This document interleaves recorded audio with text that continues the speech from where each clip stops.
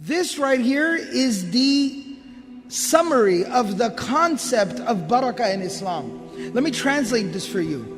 Wabarik, and oh Allah, put blessing, put huge, unbelievable, never-ending blessings. Li, for me, fima, in that which a'taita, you have already given. That's the past tense. It's the past tense, a'taita, meaning what you have already given. I'm not asking for more, Allah. What I'm asking for is that what you have given me is more than enough. It suffices. What I already have is more than enough. I'm just now asking you, Ya Allah, to inject the element of barakah and blessing into that which you have already given me. That is the concept of barakah. Barakah is not more. Barakah is not about more. Barakah is about the ability to do more with less. Barakah has nothing to do with quantity. It has everything to do with quality. The quality of what you have. I don't need more, Ya Allah. I just need blessing on what I have. The ability to do more with less. And this is something very interesting, very profound. You know, more and less, and blessed and not blessed, and quantity versus quality. And if you really get to thinking, if you do some deep soul searching, it'll hit you like a punch.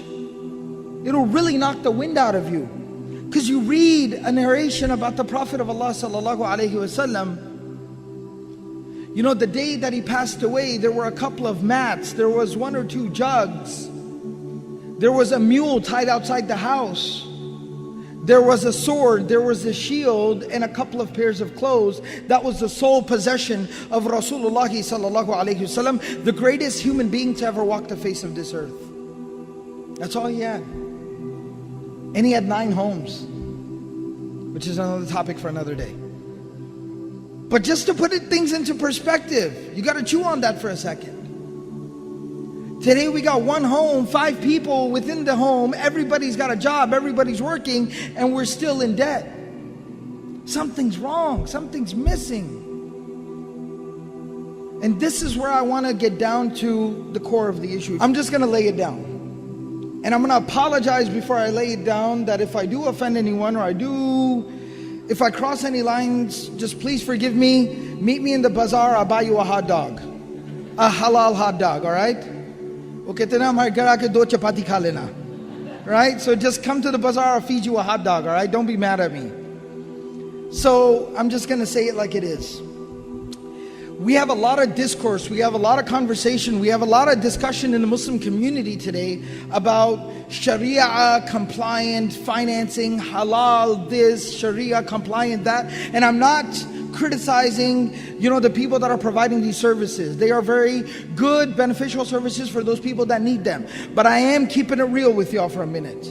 We are obsessed with the conversation about how can I take something that I don't need, I have no reason to have, there is no explanation for me having it, and find a way to somehow make me feel better about having it. We are obsessed with this conversation in the Muslim community. You want to know what Sharia compliance is? You want to know what halal is? You want to know what the Islamic financing, banking, financial, monetary system is? If you can't afford it, don't buy it. That's Islam. That's Sharia compliance. If you never buy anything you don't need, you are living a Sharia compliant lifestyle. That's as simple as it is. And I know it sounds oversimplified, but it's really not. Wallahi, it's not. We got to understand this. Let me explain something to y'all. In some places, for some people, there is even some legitimacy to a conversation about needing to buy a home, even though I personally don't agree with it, but to each his own. Maybe I don't live in your shoes, I don't know your circumstances. I'll tell you, by the way, we talk about, but we have to have a home, we have to live somewhere, I have to raise my family. I lived my entire life in an apartment complex. I lived my entire life in an apartment, and I feel like I turned out okay. You understand? I'm trying to be real with y'all for a minute. You can drive a used beat up old car. I talked about the car I drove last year. I talked about it over here. First car I ever drove, the doors had different colors. And you know what I did when I graduated past that car, when I could actually afford to buy a nicer car? We had a simple rule: if we don't got cash in the home, we don't buy it. If you ain't got cash, you don't buy it. I know that sounds oversimplified to some people, but that's how you live your life. That's how you live a responsible life. So even when I bought another car with cash, mind you, that other old car with the different colored doors, I didn't sell it. You know why? Because I had a little brother. It was too good of an opportunity to pass up. And I made him drive it until he drove the wheels off of it. I actually had to pay somebody to take that thing out of my driveway. But that's just how it works. If you can't afford it, you don't buy it. It's a very, very simple, straightforward philosophy.